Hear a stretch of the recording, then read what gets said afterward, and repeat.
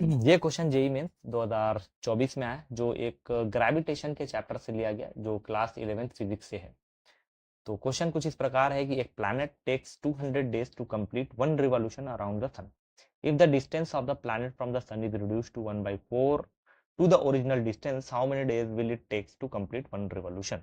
तो एक ग्रह जो है वो सूर्य के परितः एक पूर्ण चक्कर करने में 200 दिन लेता है। ठीक है, तो हम ऐसा करते हैं कि एक ये सूर्य है, हमारा सन है, और एक प्लैनेट इसके चारों चक्कर लगा रहा है। ठीक है, ये प्लैनेट है, और ये जो डिस्टेंस होती है उसको हम लोग आर मान लेते हैं। ठीक है, जो जो टाइम पीरियड और आर का रिलेशन था, ये कैप्लर के थर्ड नियम से पता चला था कि टाइम पीरियड का होल स्क्वायर डायरेक्टली प्रोपोर्शनल होता है आर क्यूब के। ठीक है, तो टी स्क्वायर समानुपाती आर क्यूब।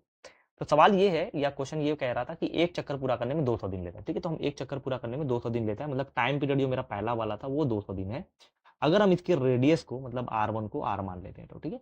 फिर कह रहा है कि जब ग्रह या सूर्य की, या ग्रह की सूर्य से जो दूरी है, ये ग्रह जो है, ये this is a planet and this is a सन।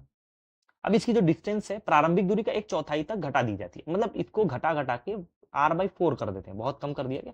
तो बताइए R2 की वैल्यू क्या होगी, मतलब T2 की वैल्यू क्या होगी, तो टाइम पीरियड क्या होगा वो बताना है। तो काफी इजी क्वेश्चन है, क्योंकि टी का स्क्वायर जो होता है वो समानुपाती आर क्यूब होता है। तो इससे अगर हम लोग दोनों को रिलेट किया जाए, तो T1/T2 का whole square is equal to हो जाएगा R1/R2 का होल क्यूब के बराबर आ जाएगा। ठीक है, अब इस चीज को सॉल्व करते हैं। T1 हो जाएगा 200/T2 हो जाएगा, अपना T2 तो निकालना है, का होल स्क्वायर बराबर R1 कितना है, R1 तो R है, R2 कितना है, R/4 है, तो R/4 रख देते हैं और इसका होल क्यूब कर लेते हैं। ठीक है, तो 200/T2 का होल स्क्वायर बराबर R से R कट जाएगा, 4 ऊपर जाएगा, 4 का क्यूब आ जाएगा 64। और 64 देखा जाए तो स्क्वायर भी होता है 8 का, तो यहाँ पे 200 अपॉन जो T2 है उसकी वैल्यू 8 आ जाएगी। ठीक है, अब यहाँ से सॉर्ट आउट करते हैं टी की वैल्यू या T2 की वैल्यू क्या आ जाएगी, इस पर करते हैं, ये डिवाइड आ जाएगा, तो 200/8 आ जाएगा। तो 200/8 कितना होता है, 8, 8 दूना 16। ठीक है, 8 से काट देते हैं, 8 टू 16, 40 हो जाएगा, 8 5 40। तो T2 की वैल्यू हो गई 25 साल, तो या फिर 25 दिन। हम यहाँ पे बोला था कि एक ग्रह जो है सूर्य के परितः एक चक्कर पूरा करने में 200 दिन लेता है, तो दिस इज डेज। तो ये हमारा आंसर आ गया। तो सवाल क्या था कि कैप्लर के नियम का ये थर्ड जो इक्वेशन होती है, ये थर्ड जो कैप्लर का लॉ है उस पर डिपेंड है, तो कैप्लर्स थर्ड लॉ उसको बोलते हैं। अब इस लॉ में क्या बोला गया था कि जो भी सन के अराउंड जो ग्रह चक्कर लगाता है, वैसे केपलर का नियम ग्रहों का नियम होता है। ग्रह का 3 नियम था, जिसमें तीसरा नियम था केपलर का कि अगर सूरज के चारों ओर कोई ग्रह चक्कर लगाता है, तो उसका जो आवर्त काल होता है, उसका स्क्वायर उसकी दूरी के घन के समानुपाती होता है। तो यहाँ पे इसका मैथमेटिकल फॉर्म जो है टी स्क्वायर समानुपाती आर क्यूब हो गया। तो इस केपलर के थर्ड लॉ पे बहुत सारे क्वेश्चन टाइम पीरियड पे बनाए जाते हैं, जो कि न्यूमेरिकल्स या फिर किसी भी एंट्रेंस एग्जाम में आता है।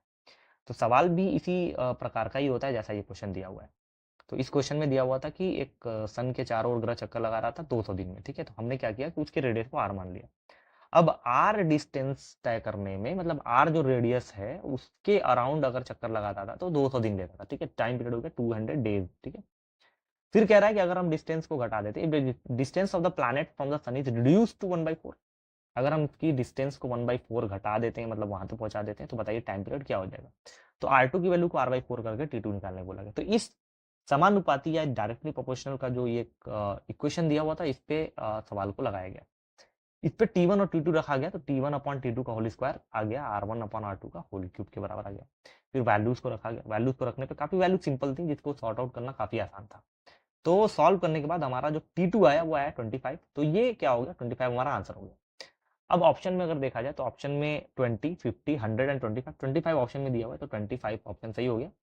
तो ये हमारा क्या हो गया, फाइनल आंसर हो गया। तो ये एक जो टॉपिक है, ये काफी इंपॉर्टेंट है, केपलर का जो थर्ड लॉ, इस पे न्यूमेरिकल क्वेश्चन काफी अच्छे खासे बन जाते हैं। तो हमारा आंसर इस क्वेश्चन का जो आ गया वो आ गया 25 डेज के बराबर।